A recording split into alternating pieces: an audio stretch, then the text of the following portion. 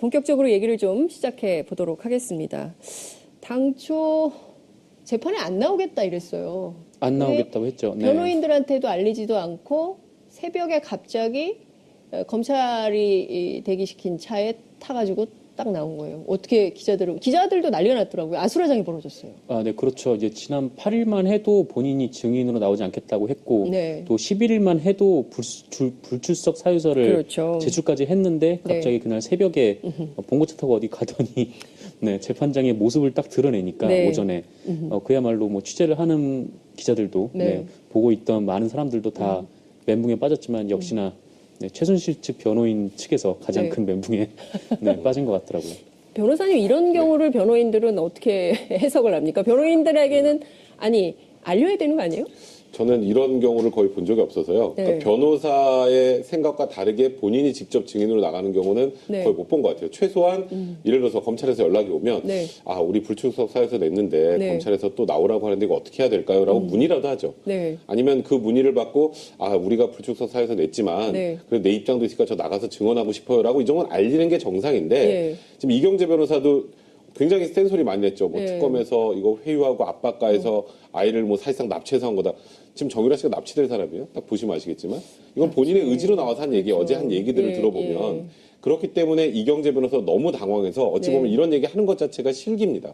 실수예요. 그러니까 특검에서 놀란 압박을 것 가했다는 같아요. 증거 전혀 없는데도 불구하고 정유라 씨가 나가서 생각지도 못한 얘기를 쏟아내는데 이 얘기들은 삼성한테만 불리한 게 아니라 최순실에게도 엄청나게 불리한 얘기예요. 엄마한테 그러니까 이경재 변호사는 가만 생각해보면 아시겠지만 네. 최순실의 변호사고 정유라도 변호를 하는 그렇죠. 거예요. 근데 지금 둘을 같이 변호하는데 네. 상반된 입장을 얘기를 하면 다음 재판에 당장 지금 정유라의 증언을 탄핵해야 될 입장이 됩니다. 그러니까 지금 난감한 상황이 될 수밖에 없는 거죠. 그래서 둘 중에 하나는 지금 그 정유라 사임계를 써야 되겠다 이런 얘기가 나오는 그렇죠. 거군요. 예.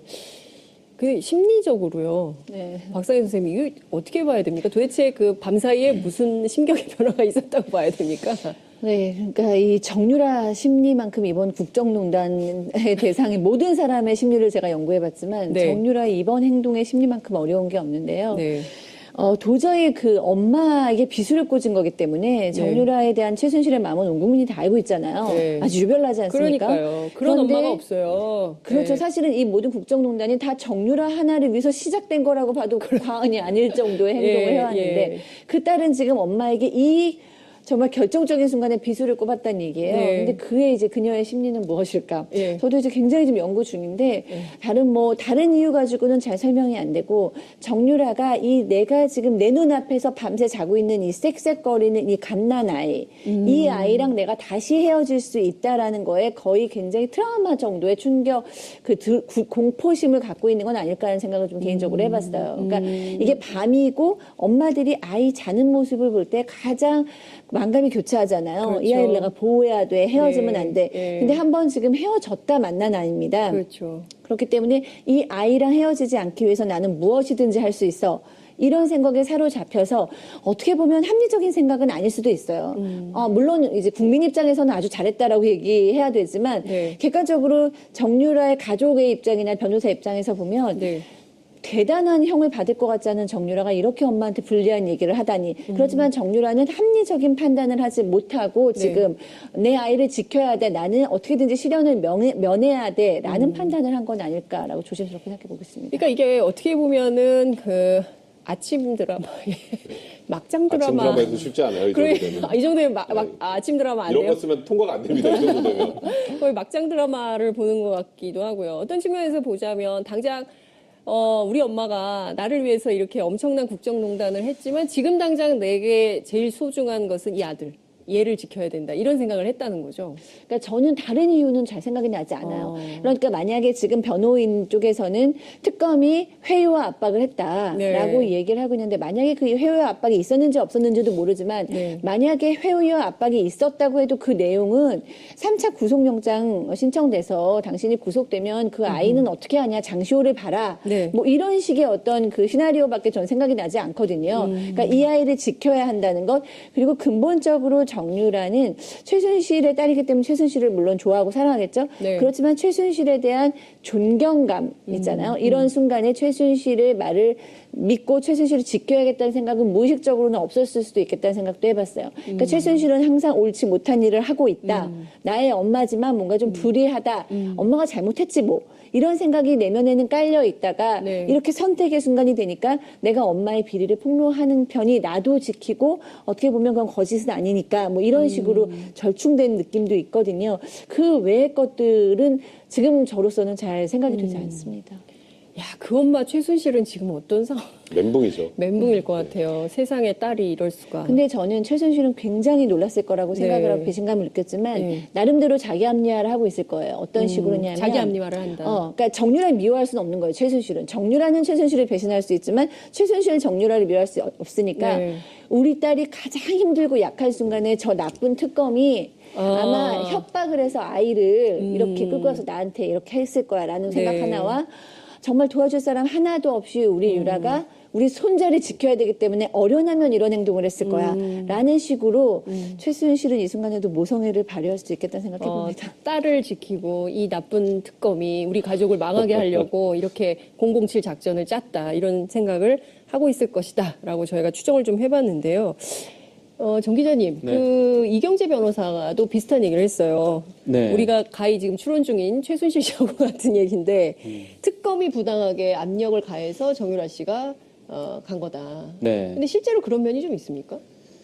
뭐 글쎄요, 뭐 부당한 압력이 네. 있었느냐, 그거는 이제 뭐 정유라 씨 얘기에서 좀 봐야 될 것 같은데, 정유라 씨가 특검 그 재판에 출석을 하면서 이제 사람들이 물어보지 않았습니까? 네. 그래서 주변에 만류는 있었지만 여기에 나온 거는 본인의 판단이었다라고 얘기를 한 거 보면은 오히려 저는 그 주변의 만류에 더 관심이 더 가더라고요. 네. 그래서 대체 어떤 사람이 재판의 증인으로 채택이 된 사람한테 네. 나가지 말라고 만류를 했을까? 뭐 만약에 변호사분들이 그렇게 얘기를 했으면 요거는 좀 부당한 거 아닌가라는 생각이 좀 들기도 하더라고요. 그래요? 네. 그 백 변호사님 예컨대요. 그러니까 이런 얘기가 좀 나와요. 일종의 그러니까 정유라 씨가 3차 영장 그 청구를 앞두고 뭔가 검찰 특검하고 플리바게닝 같은 거를 해서 자신의 죄를 좀 경감하면서 실형을 면하면서 뭐 이런 차원에서 뭔가 딜 같은 게 있었던 거 아니냐.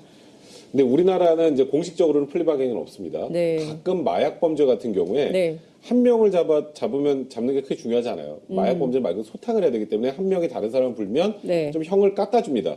이제 그게 이제 마약만 사실상 그렇습니까? 통상적으로 마약 정도만 그래요. 예. 사실상 마약 정도에만 플리바게닝 유사하게 네. 좀 형을 깎아주는 정도, 그러니까 구형량을 좀 낮춰주는 거죠. 네네. 근데 나머지 범죄는 없어요. 그러니까 지금 근데 저는 정유라 씨가 아까 조금 전에 박상희 소장님이 말했던 것처럼 모성애만 가지고 이런 행동을 했을까는 아니라고 생각을 하고요. 철저하게 전 자기 이익을 따라서 움직였다고 생각을 해요. 네.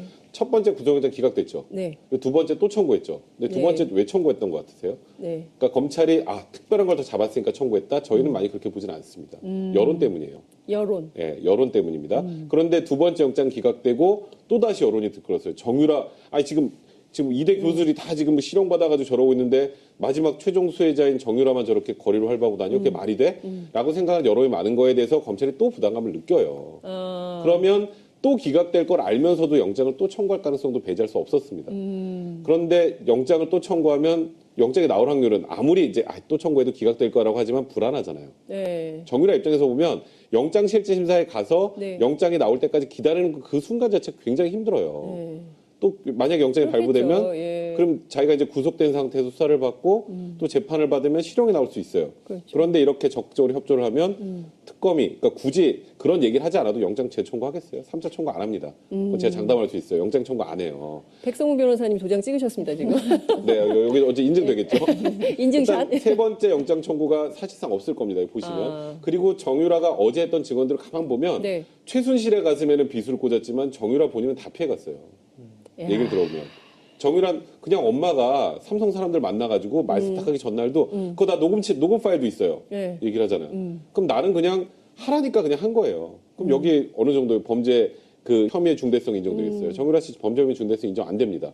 그러면 정유라 씨는 실형 선고도 안 나와요. 이제 보시면 아시겠지만 네. 그렇기 때문에 이거는 정유라 씨가 여러 가지를 계산을 해보고 네. 내가 여기서 괜히 증언도 거부하고 수사에도 비협조하고 그럼 여론도 안 좋아지니까 미운털 밖에서 또 영장 청구하고 나중에 혹여라도 실형 선고라도 나오면 그럼 이제 거기 그 다음 단계 모성애랑 연결될 수 있습니다. 아이도 못 볼 수 있고 본인이 굉장히 공공해지잖아요.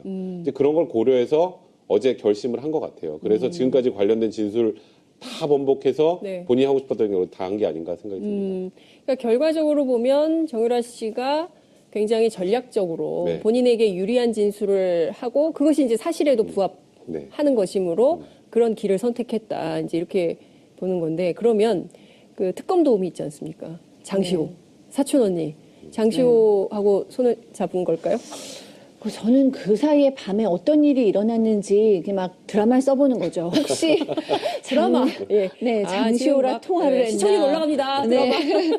막장 드라마 장시호랑 통화를 시청률 했나? 올라갑니다. 특검 관계자랑 통화를 했나? 뭐 여러 가지 생각을 예. 해보는 거예요. 근데 네. 지금 면호인은 뭐라고 얘기했냐면 장시호보다 더하다.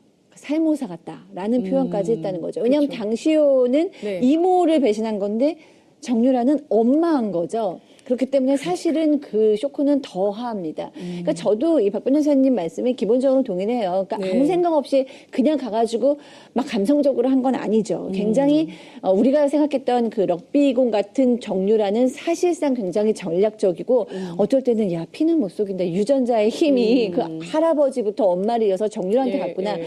좋게 표현하면 정무감각까지도 있고 나쁘게 표현하면 굉장히 계산적이고 전략적인 인물인데 내가 실형을 조금이라도 살고 싶지 않으니까 엄마가 평생 살지도 모르지만 엄마한테 빚을 꽂겠다 결정을 한 거잖아요. 그런데 이제 저는 아무리 그래도 어떻게 그렇게까지 할 수 있냐라고 그래도 엄마인데. 생각을 엄마인데요. 예. 아무리 정말 상식적으로 이해가 되지 그러니까요. 않죠. 그래서 나름대로 그래도 정유라는 아이랑 헤어질 수 없었겠지라고 이제 저는 생각을 하고 있는 건데 글쎄요 정유라가 장시호하고 연락을 한 건지 장시호의 사례를 보면서 나도 저렇게 특검을 도와서 살아나야겠다라고 판단한 건지는 모르지만 정말로 상상 이상 그 이상의 행동을 한 것 같습니다. 일각에서는 이모랑 먼저 통화한 거 아닌가.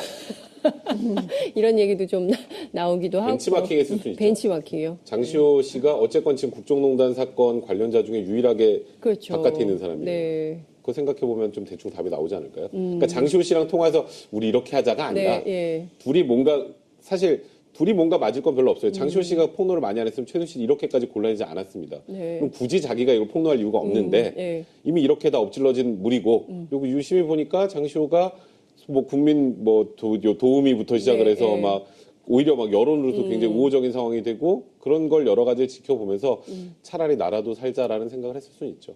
입장이 같은 건 아닙니다. 그를 참 시청자 여러분들께서는 이 정유라의 길에 대해서 어떻게 지금 어떤 댓글들이 막 올라오고 있을지 궁금한데요. 그런데 백 변호사님 말씀 네. 주신 대로 우리가 무슨 여론 재판하자는 것은 아니지만 어찌됐든 가장 수혜를 받은 사람이거든요. 네. 이번 국정농단 사태에서.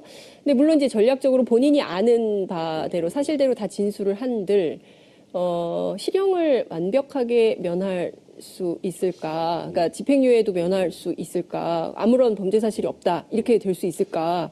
국민들은 굉장히 궁금하거든요. 범죄 사실이 없다는 아니죠. 네. 그러니까 이대 학사비리 관련해서도 일단 사실상 정유라가 금메달 목에 걸고 들어가서 네. 통과했고 나중에 학점 뭐 결석했는데 학점 잘 받았지만 네. 그 과정에서 주도적 역할을 한 건 정유라는 아니죠. 최순실이 맞습니다.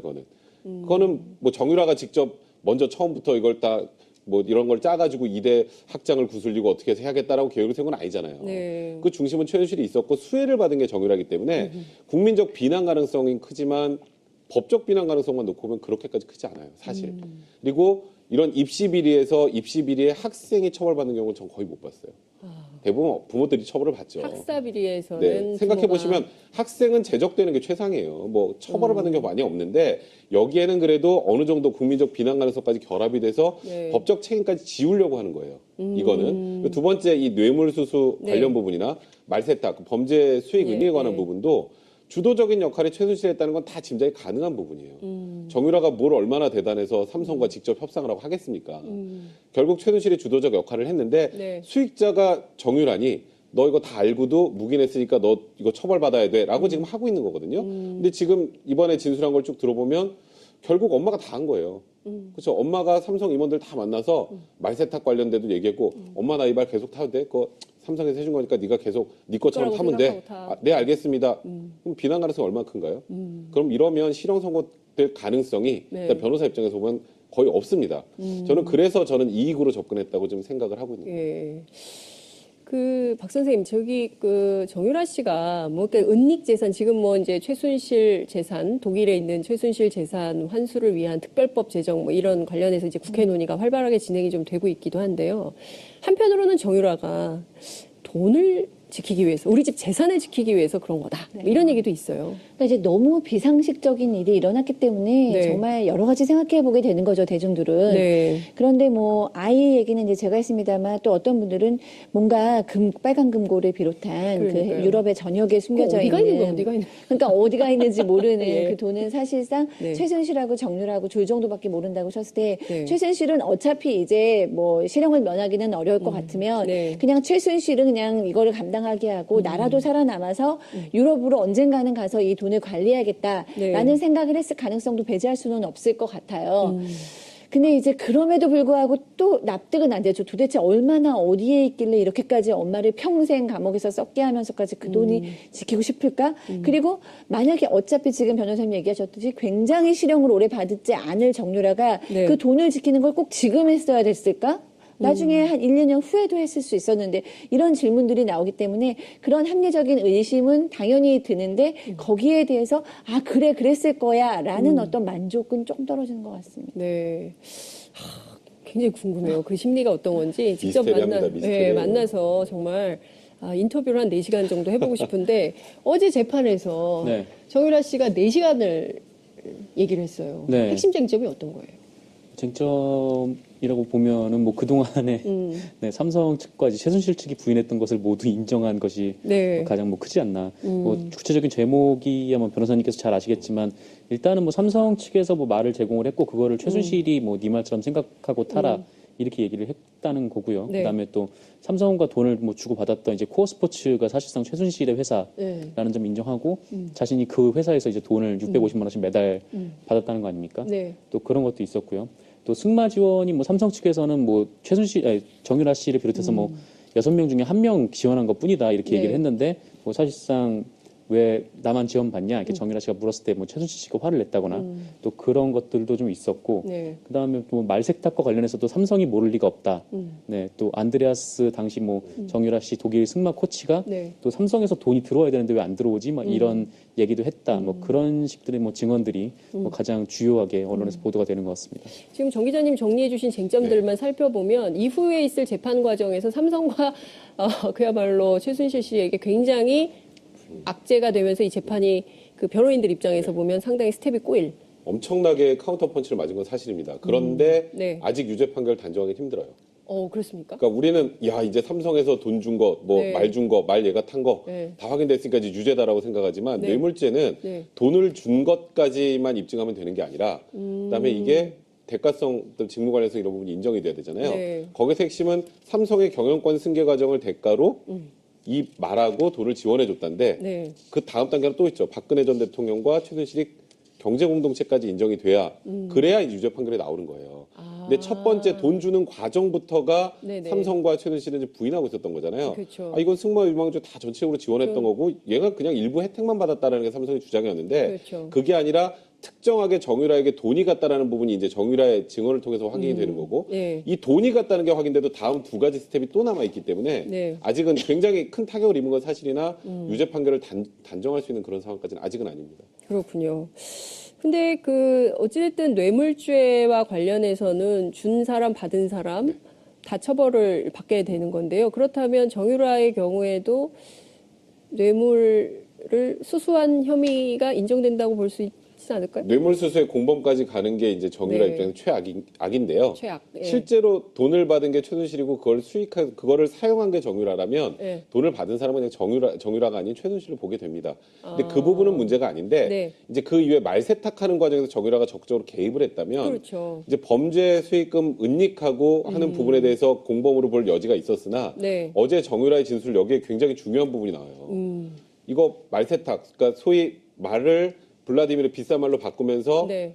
이제 이게 소유 관계를 흐트러 놓는 그런 작업이라고 생각하시면 됩니다. 그렇죠. 그 과정을 누가 했냐면 최순실과 삼성의 박상진 사장, 뭐 그다음에 황전무 이런 사람들이 이 전날 모여서 얘기를 했다라는 네. 진술을 하면서 마지막에 이 얘기를 합니다. 녹음 파일 있다. 그 녹음 파일 나오면 정유라는 여기도 빠져요. 그러니까 본인이 나갈 수 있는 길에 관련된 건 얘기를 다 한 겁니다. 네. 그래서 지금 삼성 측에서는 이거 지금 정유라 얘기가 네. 본인이 겪은 얘기라 다 들은 얘기 아니냐. 그러니까 승마 코치로부터 들은 얘기, 그다음에 뭐 최순실로부터 들은 얘기, 이걸 이제 법정 용어로 하면 전문 증거라고 하거든요. 그러면 그 말한 사람을 직접 불러와서 실제로 이 말했는지를 확인을 해야 돼요. 네. 근데 그런 과정 외국에 있으니까 못 거치잖아요. 이런 경우에는 증거의 신빙성 판단을 법원에서 하는데 마지막 단계 녹음 파일 얘기를 하잖아요. 네. 녹음 파일 나오면 끝이죠. 그 부분은. 그럼 지금 정유라 씨가 그 녹음 파일을 제출하라면 하겠다라고 얘기를 했어요. 제출하면 어떻게 되는 겁니까? 제출하면은 이제 돈을 준 거와 말 세탁 부분 관련해서는 입증이 사실상 끝나버리죠. 그러면 삼성이 그동안 주장했던 것이 다 한 방에 허물어집니다. 그 돈 준 거에 완방에 관련해서. 끝나는. 예, 승마 지원 관련해서 네. 우리는 승마 유망주 지원한 거예요라는 말은 이제 더 이상 할 수가 없는 상황이 되는 거예요. 이재용 부회장 재판에 상당히 악영향. 이재용 그렇게 부회장이 되면 어제 굉장히 놀랐을 겁니다. 표정이 안 좋더라고요. 네. 이게 지금 정말 그 정유라 씨가 엄마처럼 이렇게 전략적으로 본인과 가족을 지키는 방향으로 하지 않을까라고 했는데 그 예상을 전부 다 깨버렸기 때문에 어쨌든 그 반대 입장에 있었던 분들은 상당히 멘붕에 빠진 이런 상황이라고 볼 수 있을 것 같은데요. 중요한 포인트는요. 이후에 재판에서 정유라 씨는 살아남고 그 최순실 씨가 굉장히 어려운 상황, 난감한 상황에 빠진다면 최순실 씨가 또 최후의 한 방을 준비하게 되는 이런 역전의 상황은 없을까요? 박상희 선생님 어떻게 보십니까? 이게 너무 우리가 드라마식으로 해석을 해서 조금 좀 공부하는 측면이 저는 그럴 것 같지는 있는데. 않거든요. 왜냐면은 엄마를 최순실 자식을 지킬 거다. 뭐 지키기까지는 이제 예전까지는 안 하더라도 정유라에게 한 방을 날리는 일은 없을 것 같아요. 왜냐하면 최순실은 확실하게 정유라 때문에 감정의 기복을 보여왔거든요. 네. 굉장히 그 공격적이고 주도적으로 재판에서 임하고 하다가도 정유라 얘기가 나오면 이성을 잃고 굉장히 감정적이 되고는 했기 때문에 최순실이 정유라한테 불리한 발언을 이어갈 것 같지는 않지만 최순실이 이제 여태까지 쌓아온 어떤 전투력 같은 거는 상당히 상실이 될 것 같다는 느낌이 듭니다. 근데요. 네. 그러니까 딱히 법적으로 날릴 한 방이 없어요. 정유라한테는. 최순실이 지금 너무너무 예를 들어서 화가 나서 네. 내 딸이지만 나도 버릴 거야 라고 하면 법적으로 날릴 수 있는 게 없어요. 지금 뭐 일단 나와 있는 내용들 보면 네. 저희 정유라가 개입이 안 됐다는 객관적인 증거들, 녹음 파일이 만약에 나온다면 그런 것도 확인이 되고 이제 학사 비리도 지금 다 나왔잖아요. 사실관계가. 네. 뭘 딱히 정유라한테 날릴 게 없는데 네. 굳이 날린다면 뭐 최순실이 이것도 소설입니다만 네. 돈을 관리하는 사람을 통해서 뭐 정유라에 돈줄을 준다거나 뭐 그런 비법적인 방법이 있을지 모르겠지만 법정에서 지금 나와 있는 진술을 또 다 뒤집어 엎을 만한 한 방은 현실적으로 없습니다. 그런데 최순실은 여태까지 보면은 정유라가 가출을 해서 임신을 했을 때도 나는 이제 엄마랑 인연을 끊겠다라고 얘기를 했을 때도 결국에는 정유라한테 졌고요. 그다음에 이제 최순실하고 대화가 하기 싫어서 중간에 사람을 넣어서 대화를 할 때도 뒤에서 어떻게든지 정유라를 승마 선수로 성공을 시키기 위해서 모든 전략을 다 짜왔고 이런 걸 보면은 최순실이 뭐 정유라를 뭐 반대하는 어떤 일을 벌일 거라고는 상상이 되지 않고 얘기한 것처럼 정유라는 어떻게 보면은 늘 엄마가 시키는 일을 해왔어요라고 얘기하고 있기 때문에 주범은 다 최순실일 수밖에 없을 것 같습니다. 근데 그 궁금한 게요. 녹음을 했다는 거잖아요. 네. 그때 녹음은 어떤 상황에 대비해서 정유라 씨가 녹음을 했던 것일까요? 그러니까 그때 뭐 녹음을 하는 심리 상태는 뭐라고 봐야 저는 될까요? 정유라라는 인물에 대해서 깜짝깜짝 놀라요. 맨 처음에 공항에 들어왔을 때 정유라가 얘기를 할 때는 기대가 있었어요. 아, 럭비공 같았다니까 뭔가 실수로 얘기를 할 거야. 실수가 나오면 뭔가 한 방에 나올 그런 거야. 얘기가 그런데 언론사 기자들도 많이 많았죠. 예측했죠. 근데 네. 실수 없었죠. 중간에 입 다물었습니다. 네. 뭔가 약간 그 20대 풋풋한 아무것도 몰라요라는 젊은이 코스프레 했잖아요. 모자 쓰고 맨날 티셔츠 입고 엄마가 시켰어요. 저는 모릅니다.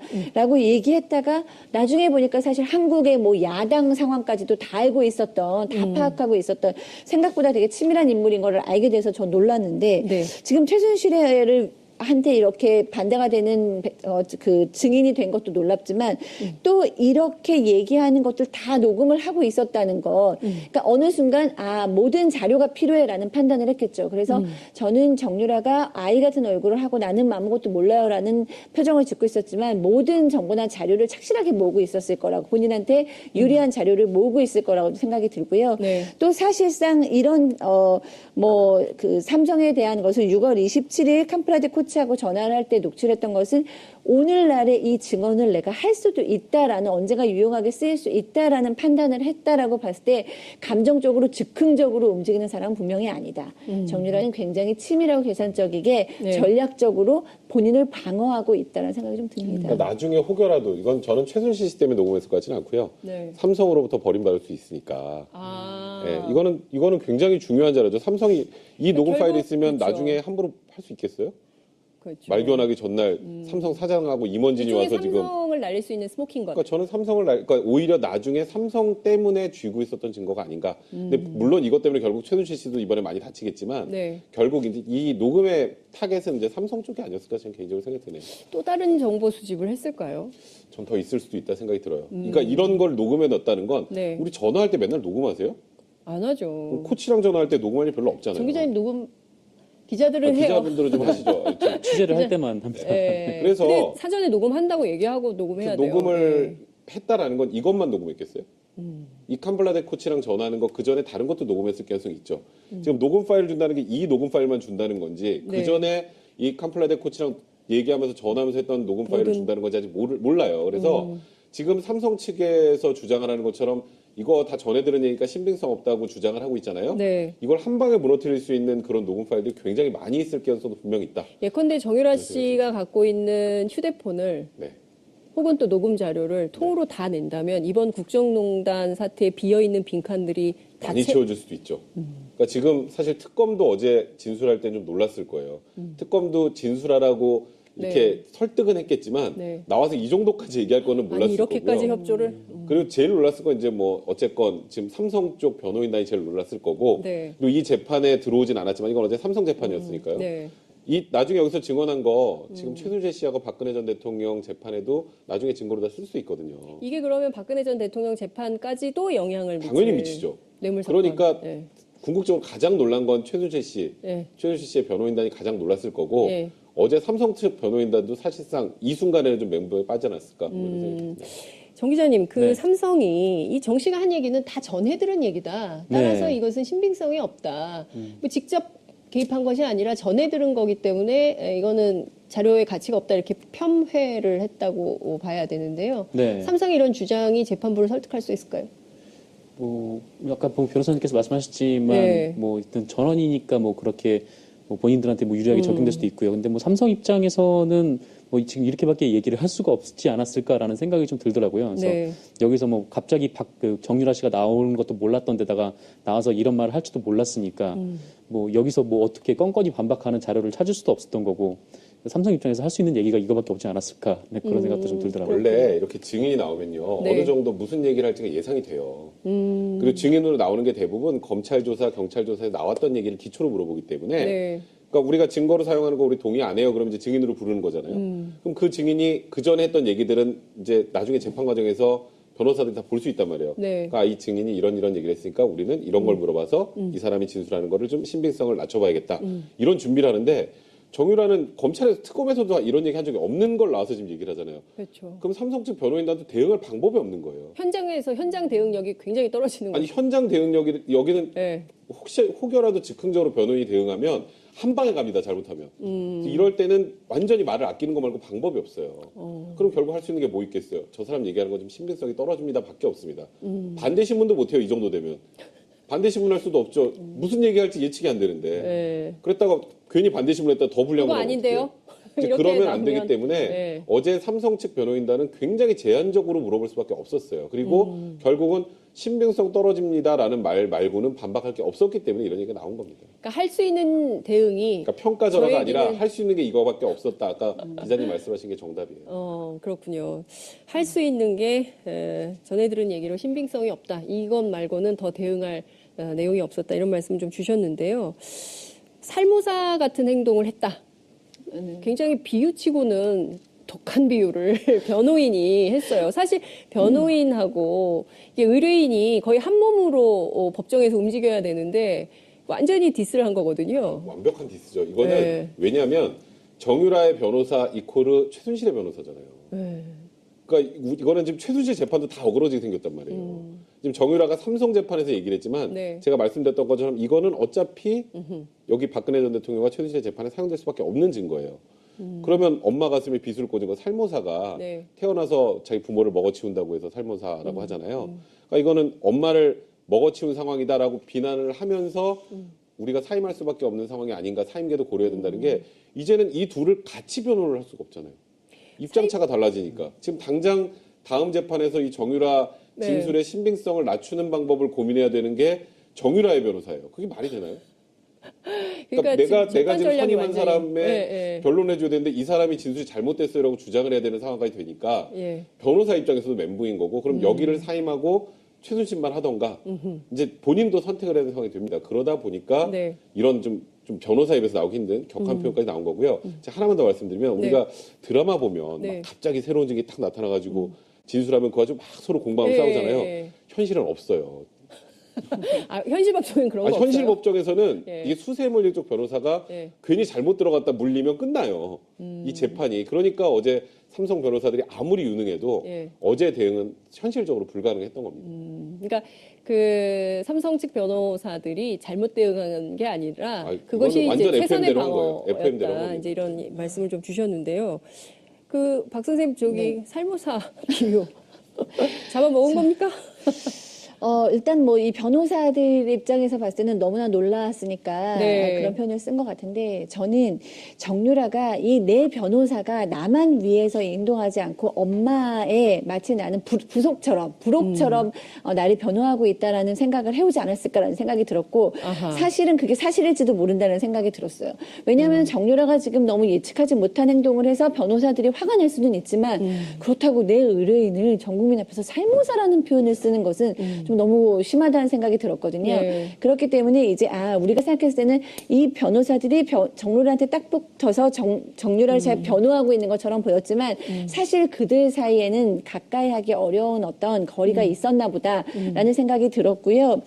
또 하나는 그럼에도 불구하고 이 정유라가 너무나 당차기 때문에 나는 내 살 길을 찾아야겠다. 그들이 나를 보호해주지 않을지라도 나는 내 살 길을 찾아야겠다라고 생각을 하지 않았나 싶습니다. 그러니까 이제 그 정유라 씨가 귀국해서 기자들하고 일문일답을 할 때도 그런 얘기를 했잖아요.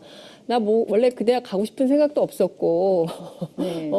뭐 굳이 대학을 나와야 된다는 생각도 하지 않았다. 뭐 이제 이런 굉장히 자유분방한 21살의 아주 프레시한 청년 뭐 이렇게 생각을 했는데 지금 이 정도까지 이르르면 이제 앞서 말씀을 좀 해주셨지만 더 이상 그는 풋풋한 청년은 아닌 것이요.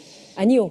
이렇게 판정을 내려야 됩니까? 심리적으로? 그래서 저도 사실은 정유라에 비하면 내가 얼마나 부족한가라는 생각이 들었어요. 항상 정유라 심리를 연구하고 얘기를 하곤 했는데 네. 나중에 보면 완전히 저랑은 비교할 수 없고 저 위에서 행동하는 그녀를 보면서 야 정말 뭐 학교를 다니기 싫어요. 나 학교 따위는 상관없어요라고 얘기를 해서 저는 그렇습니다. 그 정유라는 이 대에 가고 싶지도 않은데 최순실이 얘기해서 간 것 같습니다라고 얘기를 했는데 나중에 보니까 그 교수들하고 다 연락을 해서 사실은 다 자기의 그 학점이나 이런 거에 대해서 자기 의견도 얘기한 적이 있었고 그래서 정유라가 심지어는 이런 생각까지 듭니다. 정유라가 어제 그 나갈 때 옷이 굉장히 드레스 같은 어떤 원피스로 바뀌었어요. 드레스 코드가. 네, 여태까지는 야구 모자 쓰고 티셔츠를 입다가 드레스 코드까지 바뀌었을 때 저것도 아무 생각 없이 입었을까라는 생각이 들면서 뭔가 나는 이제는 좀 바뀌었고 나는 진실을 얘기하겠어요. 나는 착한 사람이에요. 나는 이제는 다 밝힐 수 있어요. 뭐 이라는 어떤 것을 보여주기 위함이 아니었을까라고 생각을 하면서 굉장히 온 국민을 다 놀라고 변호사들도 다 놀라게 했지만 네. 또 내용을 잘 탄탄히 뜯어보면 제가 직접 한 게 아니고 나는 누구누구한테 들었어요. 라는 얘기인 거예요. 그러니까 정유라가 정말로 어디까지 생각을 하고 얘기할 수 있는 인물인지 네. 그렇기 때문에 우리가 생각했던 풋풋한 아무것도 모르는 정유라는 아님에 대해서는 확신합니다. 그렇군요. 시간이 얼마 안 남아서 짧게 변호사님께 여쭙고 싶은데요. 지금 박근혜 전 대통령이 4번째 발가락이 아프시거든요. 그래가지고 지금 이게 많이 아프다고 하네요. 재판에 나오기가 굉장히 어려운데 앞서 이제 말씀 잠깐 주셨는데 어느 정도나 악영향을 미칠까요? 이번 재판 그 정유라의 증언은 네, 짧게 최순실 씨와 박근혜 전 대통령의 재판에도 이번에 삼성이 당황한 거 정도의 그런 파괴력은 분명히 있다라고 보면 될 것 같습니다. 그렇군요. 오늘 말씀 정말 잘 들었습니다. 재밌었습니다. 네. 지금까지 적폐청산의 척도가 된 국정원의 개혁 움직임과 또 국정농단 사건의 결정적 증거로 떠오른 정유라 씨의 증언 내용을 짚어봤습니다. 여러분 어떻게 보셨습니까? 역시 판단은 시청자 여러분, 현명한 시민의 몫입니다. 현명한 시민을 위한 시사 토크쇼 정봉주의 품격시대 여기서 마치겠습니다. 감사합니다. 어떻게 보면 그건 거짓은 아니니까 뭐 이런 식으로 절충된 느낌도 있거든요. 그 외의 것들은 지금 저로서는 잘 생각이 되지 않습니다. 야, 그 엄마 최순실은 지금 어떤 상황? 멘붕이죠. 멘붕일 것 같아요. 세상에 딸이 이럴 수가. 근데 저는 최순실은 굉장히 놀랐을 거라고 생각을 하고 배신감을 느꼈지만 네. 나름대로 자기 합리화를 하고 있을 거예요. 어떤 식으로냐면 자기 합리화를 한다. 그러니까 정유라를 미워할 수는 없는 거예요. 최순실은 정유라는 최순실을 배신할 수 있지만 최순실은 정유라를 미워할 수 없으니까 네. 우리 딸이 가장 힘들고 약한 순간에 저 나쁜 특검이 아마 협박을 해서 아이를 이렇게 끌고 와서 나한테 이렇게 했을 거야라는 생각 네. 하나와 정말 도와줄 사람 하나도 없이 우리 유라가 우리 손자를 지켜야 되기 때문에 어련하면 이런 행동을 했을 거야 라는 식으로 최순실은 이 순간에도 모성애를 발휘할 수 있겠다는 생각해 봅니다. 딸을 지키고 이 나쁜 특검이 우리 가족을 망하게 하려고 이렇게 007 작전을 짰다 이런 생각을 하고 있을 것이다 라고 저희가 추정을 좀 해봤는데요. 정 기자님, 네. 그 이경재 변호사도 비슷한 얘기를 했어요. 네. 우리가 가히 지금 추론 중인 최순실 씨하고 같은 얘기인데 특검이 부당하게 압력을 가해서 정유라 씨가 간 거다. 네. 근데 실제로 그런 면이 좀 있습니까? 뭐 글쎄요, 뭐 부당한 압력이 네. 있었느냐, 그거는 이제 뭐 정유라 씨 얘기에서 좀 봐야 될 것 같은데, 정유라 씨가 특검 그 재판에 출석을 하면서 이제 사람들이 물어보지 않았습니까? 네. 그래서 주변에 만류는 있었지만 여기에 나온 거는 본인의 판단이었다라고 얘기를 한 거 보면은 오히려 저는 그 주변의 만류에 더 관심이 더 가더라고요. 네. 그래서 대체 어떤 사람이 재판의 증인으로 채택이 된 사람한테 네. 나가지 말라고 만류를 했을까? 뭐 만약에 변호사분들이 그렇게 얘기를 했으면 요거는 좀 부당한 거 아닌가라는 생각이 좀 들기도 하더라고요. 그래요? 네. 그 백 변호사님 예컨대요. 그러니까 이런 얘기가 좀 나와요. 일종의 그러니까 정유라 씨가 3차 영장 그 청구를 앞두고 뭔가 검찰 특검하고 플리바게닝 같은 거를 해서 자신의 죄를 좀 경감하면서 실형을 면하면서 뭐 이런 차원에서 뭔가 딜 같은 게 있었던 거 아니냐. 근데 우리나라는 이제 공식적으로는 플리바게닝은 없습니다. 네. 가끔 마약 범죄 같은 경우에 네. 한 명을 잡으면 잡는 게 크게 중요하지 않아요. 마약 범죄 말고 소탕을 해야 되기 때문에 한 명이 다른 사람을 불면 네. 좀 형을 깎아줍니다.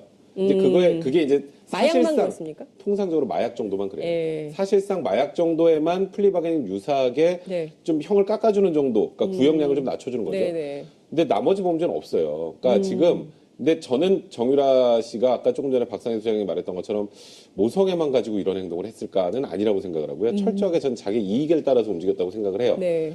첫 번째 구속영장 기각됐죠. 네. 그리고 두 번째 또 청구했죠. 근데 두 네. 번째 왜 청구했던 것 같으세요? 네. 그러니까 검찰이 특별한 걸 더 잡았으니까 청구했다. 저희는 많이 그렇게 보지는 않습니다.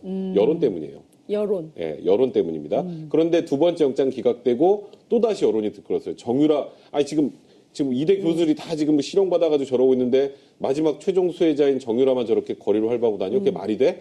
라고 생각하는 여론이 많은 거에 대해서 검찰이 또 부담감을 느껴요. 그러면 또 기각될 걸 알면서도 영장을 또 청구할 가능성도 배제할 수 없었습니다. 그런데 영장을 또 청구하면 영장이 나올 확률은 아무리 이제 또 청구해도 기각될 거라고 하지만 불안하잖아요. 네. 정유라 입장에서 보면 영장 실질 심사에 가서 네. 영장이 나올 때까지 기다리는 그 순간 자체가 굉장히 힘들어요. 네. 또 만약 영장이 그렇겠죠. 발부되면 예. 그럼 자기가 이제 구속된 상태에서 수사를 받고 또 재판을 받으면 실형이 나올 수 있어요. 그렇죠. 그런데 이렇게 적극적으로 협조를 하면 특검이 그러니까 굳이 그런 얘기를 하지 않아도 영장 재청구하겠어요. 3차 청구 안 합니다. 그거 제가 장담할 수 있어요. 영장 청구 안 해요. 백성훈 변호사님 도장 찍으셨습니다 지금. 네, 여기 어제 인증되겠죠. 인증샷. 일단 세 번째 영장 청구가 사실상 없을 겁니다. 여기 보시면. 그리고 정유라가 어제 했던 증언들을 가만 보면 네. 최순실의 가슴에는 비수를 꽂았지만 정유라 본인은 다 피해갔어요. 얘기를 들어보면. 정유란 그냥 엄마가 삼성 사람들 만나가지고 말 세탁하기 전날도 그거 다 녹음 파일도 있어요. 네. 얘기를 하잖아요. 그럼 나는 그냥 하라니까 그냥 한 거예요. 그럼 여기 어느 정도의 범죄 그 혐의의 중대성이 인정되겠어요. 정유라 씨 범죄 혐의 중대성 인정 안 됩니다.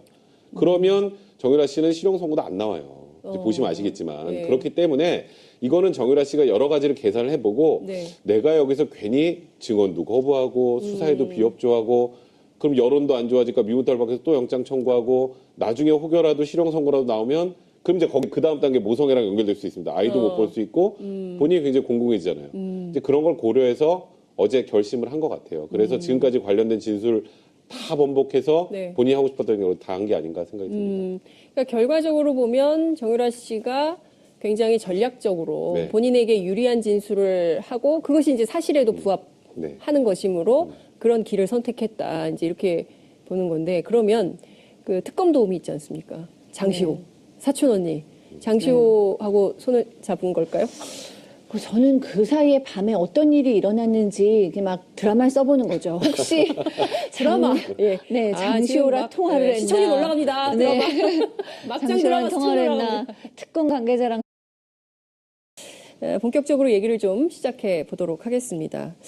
당초 재판에 안 나오겠다 이랬어요. 안 나오겠다고 했죠. 네. 변호인들한테도 알리지도 않고 새벽에 갑자기 검찰이 대기시킨 차에 타가지고 딱 나온 거예요. 어떻게 기자들도 난리가 났더라고요. 아수라장이 벌어졌어요. 아, 네, 그렇죠. 이제 지난 8일만 해도 본인이 증인으로 나오지 않겠다고 했고, 네. 또 11일만 해도 불출석 사유서를 그렇죠. 제출까지 했는데, 갑자기 그날 새벽에 봉고차 타고 어디 가더니, 네, 재판장의 모습을 딱 드러내니까, 네. 오전에. 그야말로 뭐 취재를 하는 기자들도, 네. 네, 보고 있던 많은 사람들도 다 멘붕에 빠졌지만, 역시나 네, 최순실 측 변호인 측에서 가장 네. 큰 멘붕에 네, 빠진 것 같더라고요. 변호사님 이런 경우를 변호인들은 어떻게 해석을 합니까? 변호인들에게는 아니 알려야 되는 거 아니에요?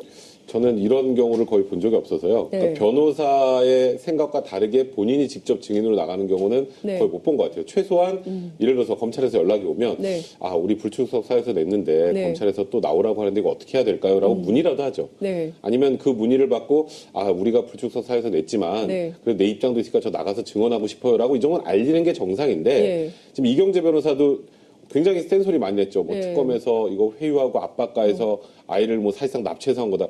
지금 정유라 씨가 납치될 사람이에요. 딱 보시면 아시겠지만 이건 본인의 의지로 나와서 한 얘기, 어제 한 얘기들을 예, 들어보면 예. 그렇기 때문에 이경재 변호사 너무 당황해서 어찌 네. 보면 이런 얘기 하는 것 자체가 실기입니다.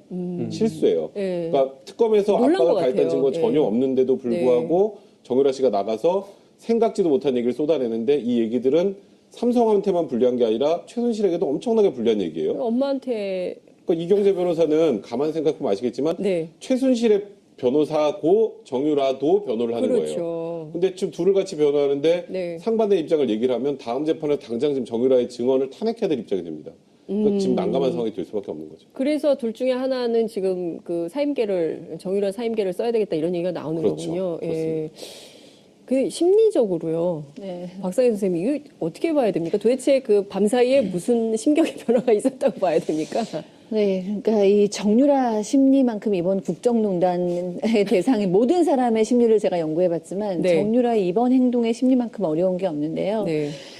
도저히 그 엄마에게 비수를 꽂은 거기 때문에 정유라에 대한 최순실의 마음은 온 국민이 다 알고 있잖아요. 네. 아주 유별나지 않습니까? 그러니까요. 그런 그런데 엄마가 없어요. 통화를 했나?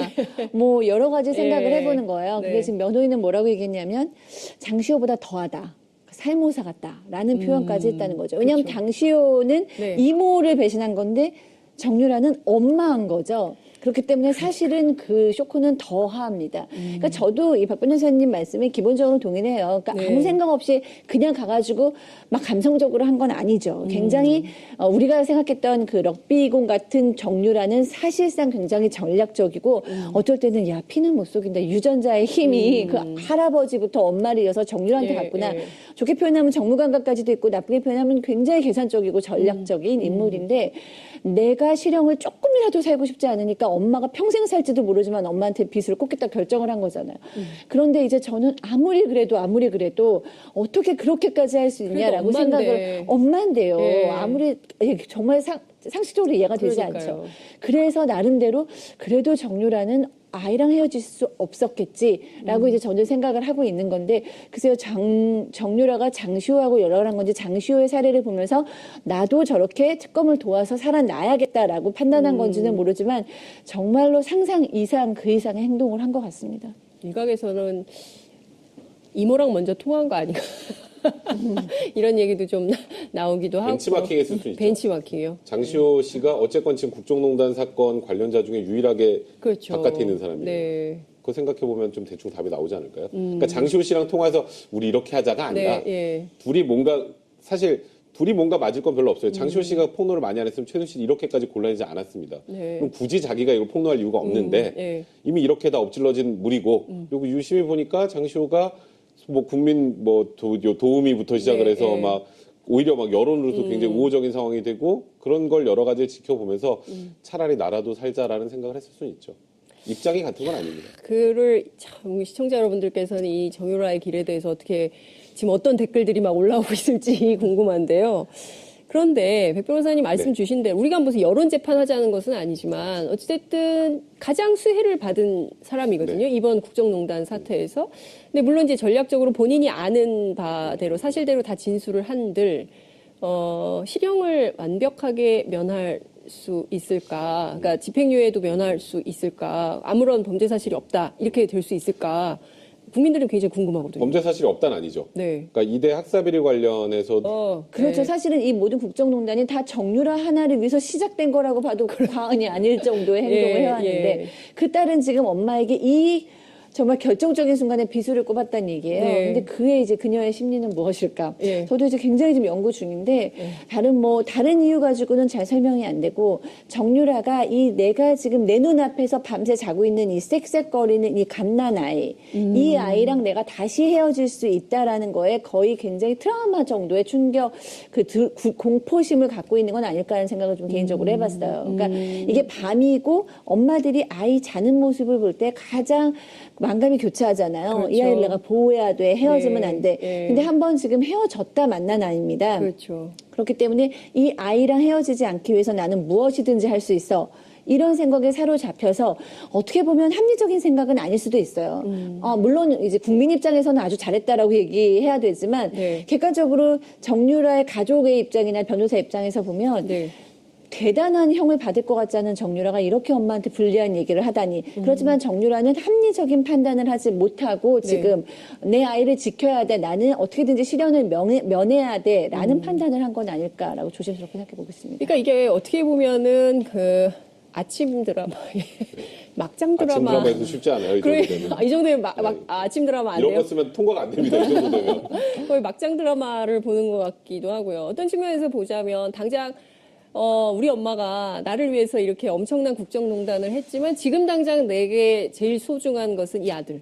얘를 지켜야 된다. 이런 생각을 했다는 거죠. 그러니까 저는 다른 이유는 잘 생각이 나지 않아요. 그러니까 만약에 지금 변호인 쪽에서는 특검이 회유와 압박을 했다라고 네. 얘기를 하고 있는데 만약에 그 회유와 압박이 있었는지 없었는지도 모르지만 네. 만약에 회유와 압박이 있었다고 해도 그 내용은 3차 구속영장 신청돼서 당신이 구속되면 그 아이는 어떻게 하냐 장시호를 봐라. 네. 뭐 이런 식의 어떤 그 시나리오밖에 전 생각이 나지 않거든요. 그러니까 이 아이를 지켜야 한다는 것 그리고 근본적으로 정유라는 최순실의 딸이기 때문에 최순실을 물론 좋아하고 사랑하겠죠. 네. 그렇지만 최순실에 대한 존경감 있잖아요. 이런 순간에 최순실의 말을 믿고 최순실을 지켜야겠다는 생각은 무의식적으로는 없었을 수도 있겠다는 생각도 해봤어요. 그러니까 최순실은 항상 옳지 못한 일을 하고 있다. 나의 엄마지만 뭔가 좀 불의하다. 엄마가 잘못했지 뭐. 이런 생각이 내면에는 깔려 있다가 네. 이렇게 선택의 순간이 되니까 내가 엄마의 비리를 폭로하는 편이 나도 지키고